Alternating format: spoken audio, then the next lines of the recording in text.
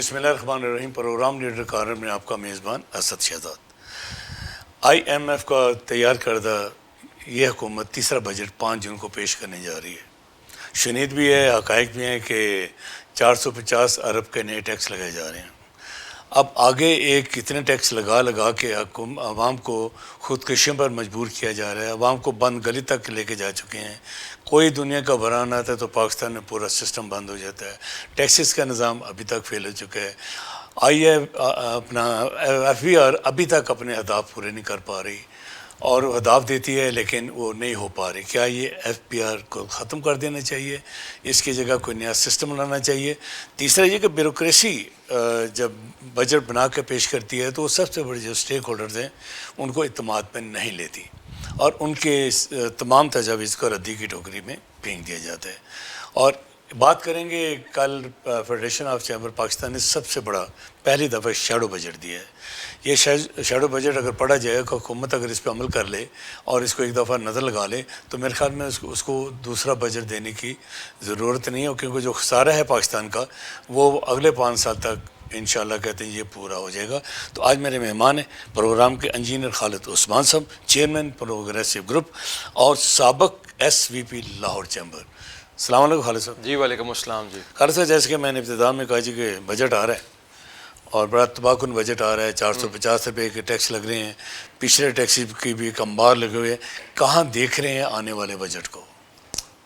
دیکھیے شہزاد صاحب, جب ہم بجٹ کی بات کرتے ہیں نا جی, ویسے تو بجٹ ایسا ڈاکیومنٹ ہوتا ہے کہ جس کے اندر آپ کی اسٹریٹجی کی ریفلیکشن آپ کو نظر آنی چاہیے. مثال کے طور پر میں یہ کہتا ہوں کہ جی میں یہ کام کرنا چاہتا ہوں, کوئی ادارہ, بزنس, کوئی کنٹری, وہ سمجھتا ہے کہ مجھے اس ڈائریکشن کے اندر جانا ہے, تو بجٹ اس اسٹریٹجی کی ریفلیکشن ہونا چاہیے, نظر آنا چاہیے اس کے اندر کہ آپ پیسہ انہی جگہوں کے اوپر خرچ کر رہے ہیں.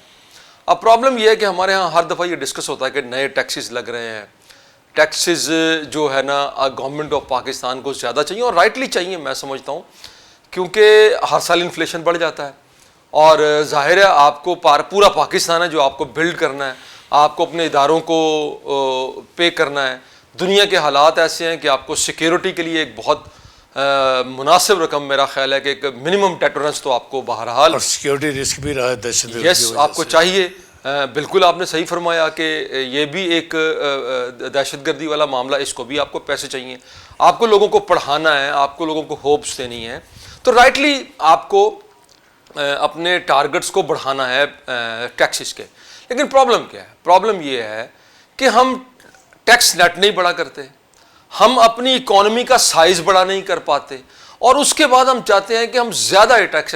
پرابلم جو ہے نا بیسیکلی وہ اس جگہ کے اوپر ہے. جب تک ہم اس بات کو نہیں سمجھیں گے, دیکھیں یا تو آپ ٹیکس نیٹ کو بڑا کر لیں, جس میں اب تک کو میں سمجھتا ہوں کہ جو ہمارا سسٹم ہے وہ بہت ہی بری طرح سے ناکام ہو سکا, آپ ٹیکس نیٹ بڑا نہیں کر سکے. اچھا, دوسرا مسئلہ طریقہ یہ ہے کہ آپ گروتھ لیں, اور گروتھ لیں وہ جو ایکسپورٹ لیڈ گروتھ ہے, جو ہیلدی گروتھ ہے, جو الٹیمیٹلی پاکستان کی ضرورت ہے. لیکن آپ نے وہ بھی دیکھ لیا کہ پچھلے ابھی تو ہم نے جو 5 سال پہلے ایکسپورٹ کی تھیں, ہم اس ٹارگٹ کو بھی دوبارہ ابھی تک ہٹ نہیں کر پائے, ابھی تو ہم اس سے بھی پیچھے ہیں. تو اس کا مطلب ہے کہ 5 سال میں ہم اسی سرکل کے اندر ہی جو ہے نا وہ موو کر رہے ہیں, ہم $1 کی بھی ایکسپورٹ کے اندر اضافہ نہیں کر سکے. تو یہ دوسرا سب سے بڑا میں سمجھتا ہوں کہ ہمارے جو پرابلمز ہیں ان کے اندر پرابلم ہے. تو پھر دیکھیں ہم ان مصیبتوں سے باہر نہیں آ سکتے جب تک ہم ان بنیادی ایشوز کو ایڈریس نہیں کریں گے. بنیادی ایشوز ہیں کیا؟ دیکھیے میں نے کہا بنیادی ایشو تو ٹیکس نیٹ کی براڈننگ ہے. ٹھیک ہے, آپ یا تو وہ براڈننگ کر لیں, ٹیکس نیٹ کو بڑا کر لیں, تو آپ کے پاس زیادہ ٹیکس آنا شروع ہو جائے گا. ٹھیک ہے.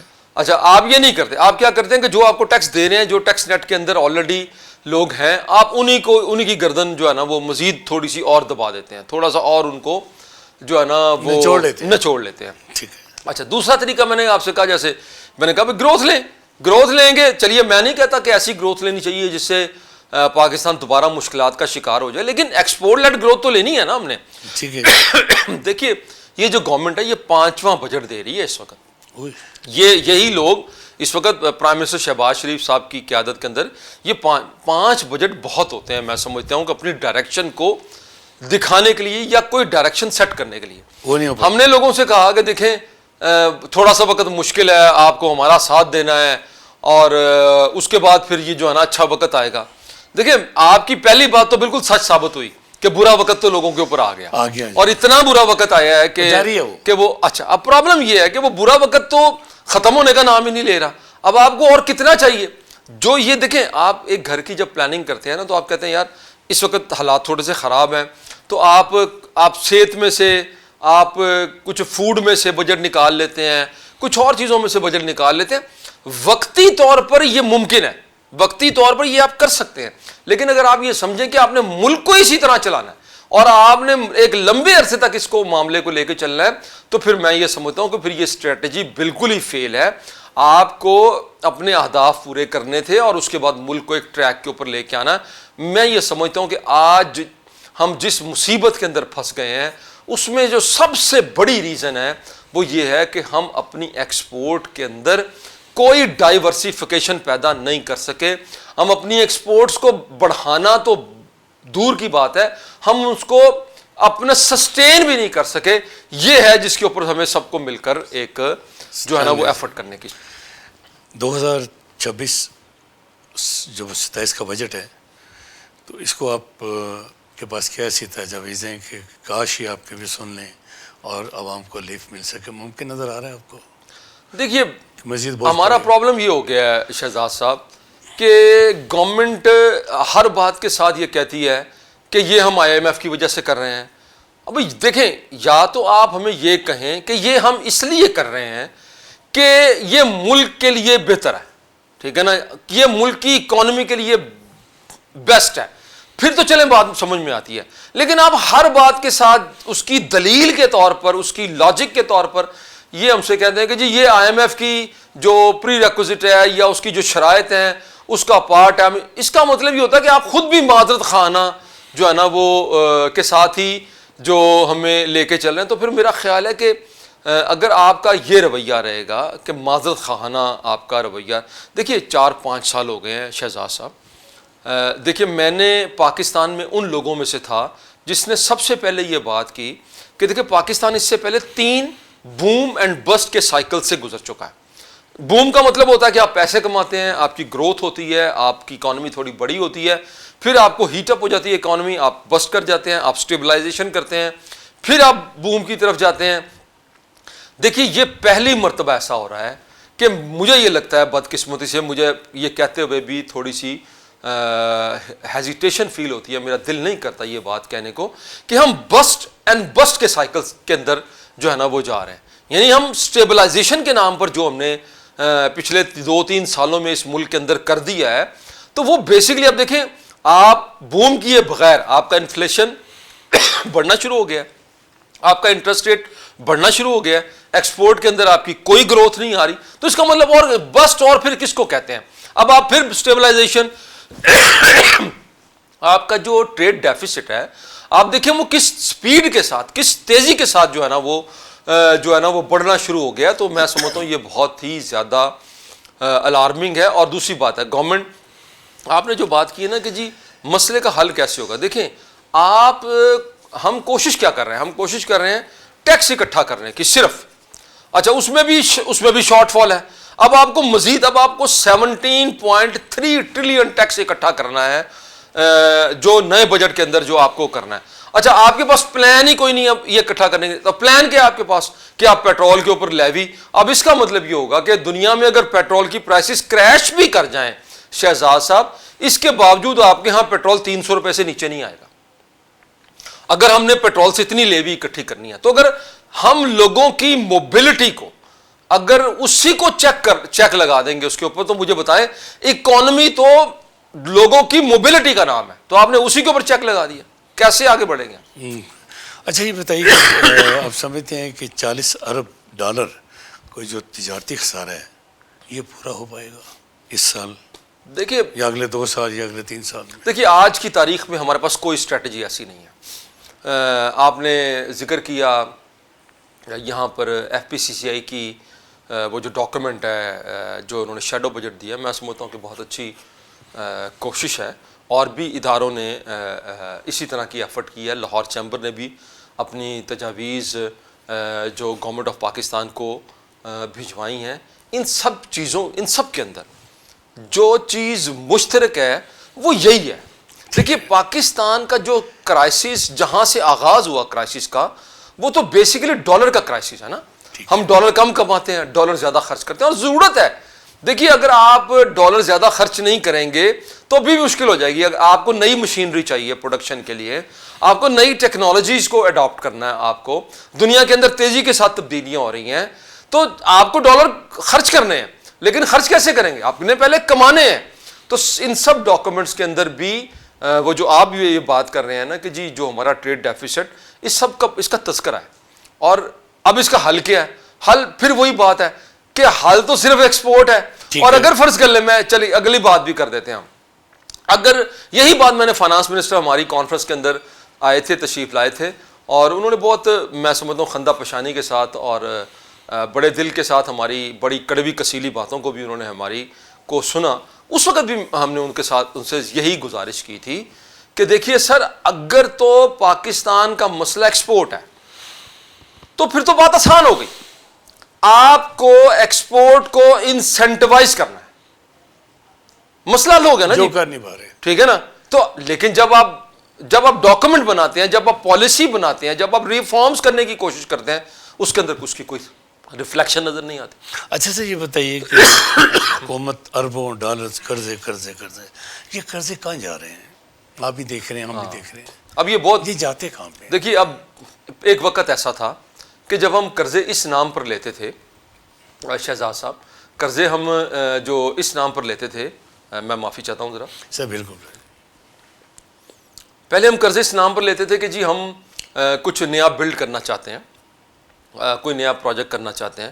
ایک تو پہلے ہم نے یہ نہیں دیکھا کہ ایسی جگہوں کے اوپر پیسے لگاتے رہے، یعنی ایسی جس سے اکانومی کا پہیہ نہیں چلا، لیکن ہمارے اوپر ایک ڈٹ بہت بڑا کھڑا ہو گیا.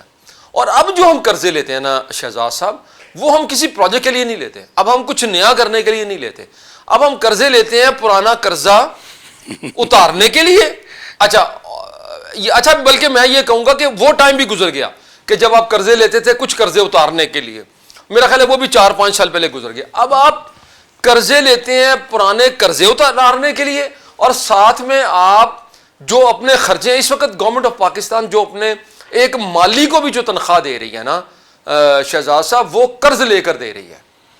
ٹھیک ہے نا. اب ہم اپنے نظام کو چلانے کے لیے، اب ہم اپنی گورنمنٹ چلانے کے لیے جو ہے نا وہ قرضے لے رہے ہیں. یہ ہے وہ خطرناک بات. اور یہ جو قرضے ہیں نا، دیکھیں 2 قسم کے قرضے ہوتے ہیں. ایک قرضہ لے کے تو آپ ایسٹس بناتے ہیں، اور ایک قرضے وہ ہوتے ہیں جو قرضے لے کے آپ لائبلٹیز جو ہے نا وہ اپنی کھڑی کرتے ہیں. یہ وہ جو قرضے ہیں یہ ایسٹس نہیں بنا رہے، یہ آپ کی لائبلٹیز کھڑی کر رہے ہیں، کیونکہ آپ اپنی روزمرہ زندگی کا جو آپریشن ہے اس کے لیے بھی مجبور ہو گئے ہیں کہ آپ قرضے جو ہے نا وہ لے سکے. تو میں سمجھتا ہوں کہ یہ اور بھی پھر خطرناک بات کی طرف آپ چل پڑے. کیا یہ بیوروکریسی کی ناکامی ہے؟ دیکھیے بالکل ٹھیک آپ نے وہ کر رہے ہیں. حکومتیں تو چلی جاتی ہیں، بیسک تو بیوروکریسی کا رول ہے نا. دیکھیے میں خالی بیوروکریسی کو اس کا گناہ گار نہیں ٹھہرا سکتا. اس میں کوئی شبہ نہیں کہ بیوروکریسی نے اس کے اندر اپنا پورا حصہ ادا کیا ہے، لیکن میں سمجھتا ہوں کہ گورنمنٹس کی غلط اسٹریٹجیز. دیکھیے اگر آپ کے ذہن میں یہ ہے کہ میں ایک اور بجٹ دے لوں اور بس میرا یہ بلے بلے ہو گئی، میں ایک اور بجٹ بھی دے لوں اور کچھ اور وقت بھی گزر جائے، تو یہ بجٹ بھی اسی طرح کا ہی بجٹ ہوگا جس طرح کے پہلے بجٹ ہوتے ہیں، اور اس سے پاکستان کی سچویشن اور حالات کو میں کوئی تبدیلی نہیں آئے گی. لیکن اگر فرض کر لیں ہم یہ سوچ لیں کہ ٹھیک ہے مشکل وقت سے تو ہم گزر رہے ہیں، وہ تو ہم ہر وقت نازک دور سے، نازک موڑ سے ہم گزر رہے ہوتے ہیں، لیکن ہونا تو یہ چاہیے نا کہ جب ہم اس نازک موڑ سے گزر جائیں تو اب تو کم از کم سیدھی روڈ کے اوپر آ جائے نا. لیکن پرابلم یہ ہے کہ ہمارا نازک، ہم پتہ نہیں 360 میں موو کر رہے ہیں کہ جس کی وجہ سے ہمارا نازک موڑ ہی جو ہے نا وہ ختم نہیں ہوتا. اس لیے میں نہیں سمجھتا کہ بیوروکریسی اکیلی اس کی ذمہ دار ہے. میں سمجھتا ہوں کہ یہ نیکسس ہے تمام پاکستان کے اندر، جہاں جہاں پر بھی طاقت ہوتی ہے میں سمجھتا ہوں کہ سبھی ہم سب بلکہ میں یہ بھی کہوں گا کہ ہم بھی سارے معاملے کے اندر ذمہ دار ہیں. آج جو بھی ہماری سچویشن ہے ہمیں اس کی رسپانسبلٹی قبول کرنی چاہیے. اچھا یہ بتائیے ایف پی آر کے بارے میں پیچھے سننے سے کچھ چینجز آ رہی ہیں, اس کو ختم کر کے کوئی اور ادارہ کیوں نہیں لے آتے؟ کوئی تھنک ٹینک ایسا کیوں نہیں بنا دیتے تماشی جو کہ پاکستان کی طویل المدت پالیسیز بنائے؟ یہ تو ناکام ہو گئے ہیں. دیکھیے ہاں یہ بات تو میں آپ کی اس بات سے مجھے اتفاق ہے کہ ایف بی آر جو ہم نے اس ایف بی آر کے لیے اہداف سوچے تھے اور جو ہم نے سمجھا تھا کہ پاکستان کے اندر, کیونکہ دیکھیے بڑی بیسک قسم کا کام ہے جو ایف بی آر کے ذمے ہے, وہ تو میں سمجھتا ہوں بالکل مجھے اس سے اتفاق ہے کہ وہ اپنا کام نہیں کر سکا. وہ ٹیکس نیٹ کے اندر براڈننگ جو ہے وہ اس میں کرنے میں کامیاب نہیں ہے. لیکن آپ کوئی اور ادارہ بھی بنائیں گے تو وہ بھی ادارہ ہی ہوگا نا, وہ بھی انسانوں سے اسی طرح کے لوگوں کے ساتھ بنے گا, اسی طرح کے سسٹم کے اندر بنے گا. تو اب ہمیں اس ادارے کے اندر ریفارمز کرنی تھی, لیکن پرابلم یہ ہے کہ ہم وہ ریفارمز بھی نہیں کر سکے. ہم نے کہا جی کہ ہم جو پالیسی ہے وہ ایف بی آر سے واپس لے رہے ہیں اور ہم ایف بی آر کا کام اب ٹیکس اکٹھا کرنا ہوگا.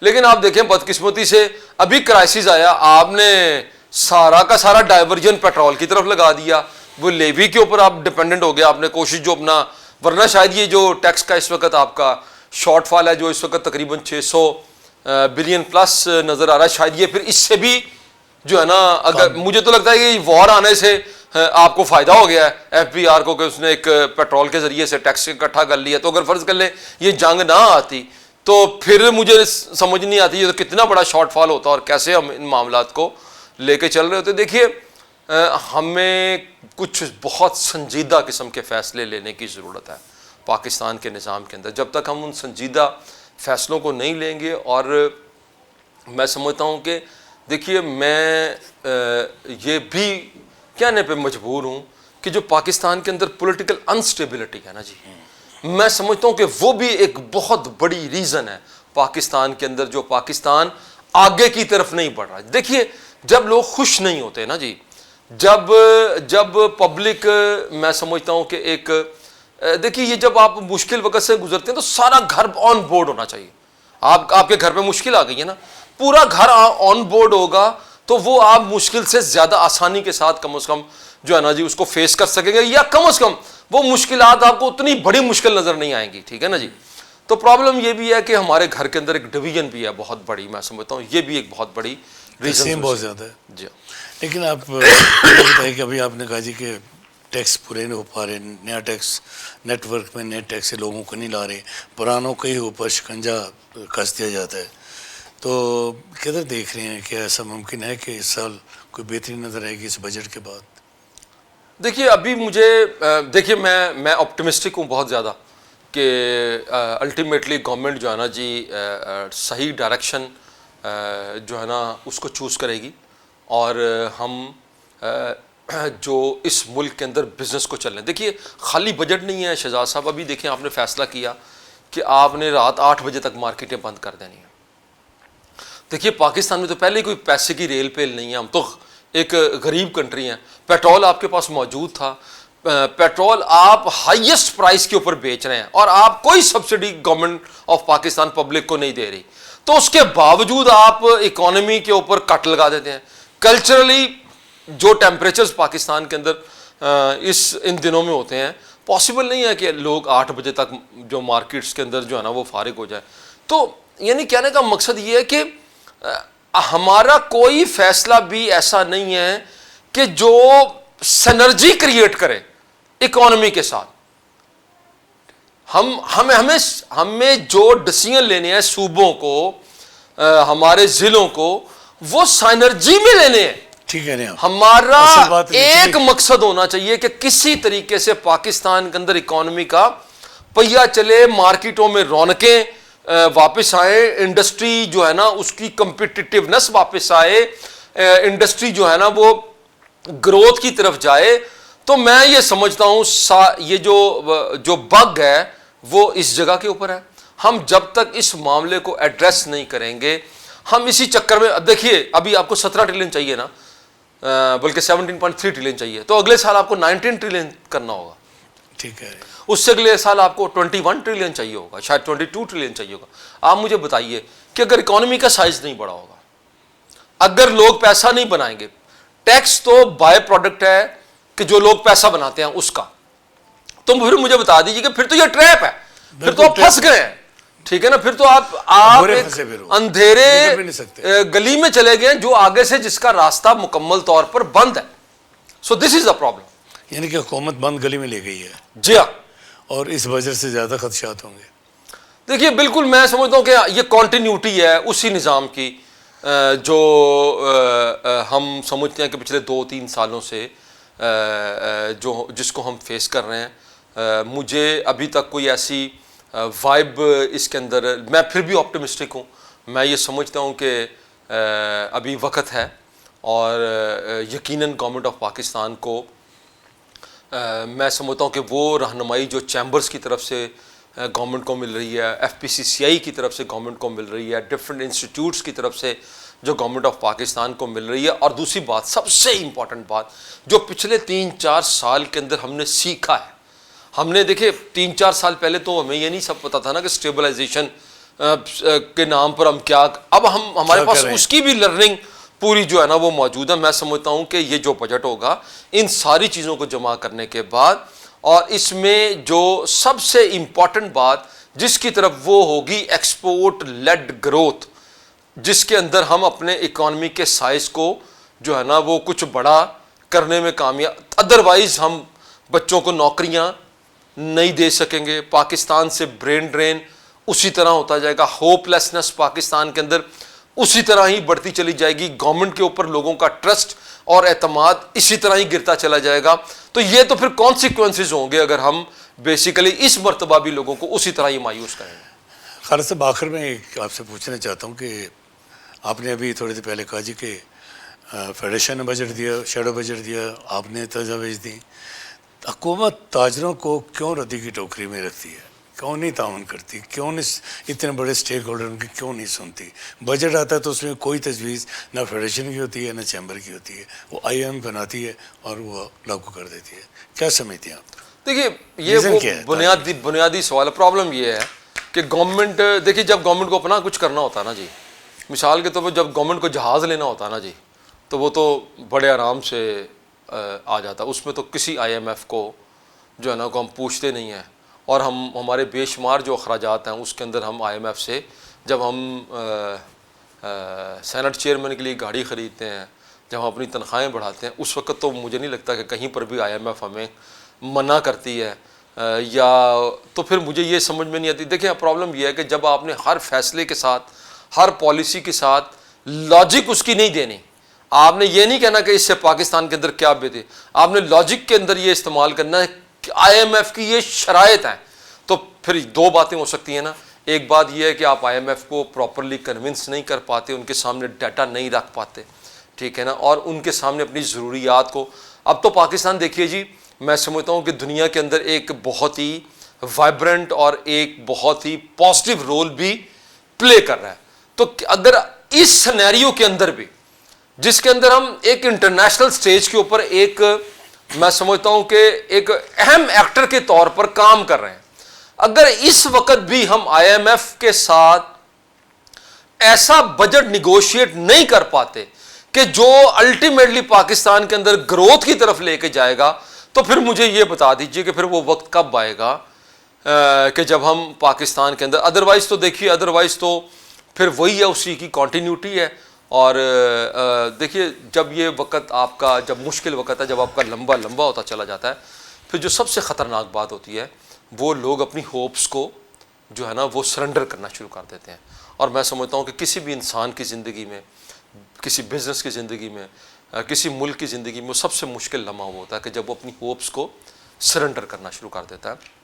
تو میں سمجھتا ہوں کہ جو اس وقت پاکستان کا ایک رول ایک انٹرنیشنل سٹیج کے اوپر پاکستان پلے کر رہا ہے, گورنمنٹ کو نیگوشیٹ کرنا چاہیے IMF کے ساتھ ایک ایسا بجٹ کہ جس کے اندر ہم انشور کر سکیں کہ ہم اپنے بچوں کو نوکریاں دے سکتے ہیں, جس کے اندر ہم انشور کر سکیں کہ غریب کے گھر کے اندر کم از کم دیکھیے 12 کروڑ لوگ ہیں جو خط غربت سے نیچے ہیں، اور جو غربت کی ڈیفینیشن ہے اگر آپ اس کو پڑھ لیں تو آپ میں سمجھتا ہوں کہ انتہائی خطرناک. دیکھیے ہم اکثر کہتے ہیں نا شہزاد صاحب کہ ہم 25 کروڑ لوگوں کی مارکیٹ ہیں. آپ اب you are no more a market, اب آپ ایک مارکیٹ نہیں. اور یہی وجہ ہے کہ شاید آج ملٹی نیشنل کمپنیز بھی پاکستان کو چھوڑ کے، کیونکہ دیکھیے جب لوگ بھوک میں ہیں، جب لوگوں کو صرف روٹی چاہیے، ایک یعنی 14-15 کروڑ لوگ تو آپ کے صرف روٹی کے لیے، تو پھر آپ کہاں سے مارکیٹ رہ گئے؟ پھر آپ کہاں سے کنزمپشن کریں گے؟ آپ کہاں سے الیکٹرانکس خریدیں گے؟ کہاں سے آپ دیکھیے جو ایکسٹرا کنزمپشن ہوتی ہے کھانے کے علاوہ، فوڈ کے علاوہ، اصل میں تو اکانومی اس سے چلتی ہے. تو اگر فرض کر لیں آپ کو گندم ہی چاہیے، صرف چاول چاہیے کھانے کے لیے 14-15-16 کروڑ لوگوں کو، تو پھر مجھے آپ بتا دیجئے کہ پھر آپ کس طریقے سے اکانومی کو آگے لے کے چلیں. قاری صاحب بہت زبردست باتیں کی بجٹ کے اوپر، حکومت کے اوپر، IMF کے اوپر. اور اگر کاش حکومت خالد صاحب کو یہ باتیں سن لے تو میرے خیالات پاکستان کی اکنامی کے بہتر ہو سکتے ہیں. خالد صاحب آپ کی آمد کا شکریہ. اسی بات کے ساتھ اجازت دیجیے. اللہ حافظ.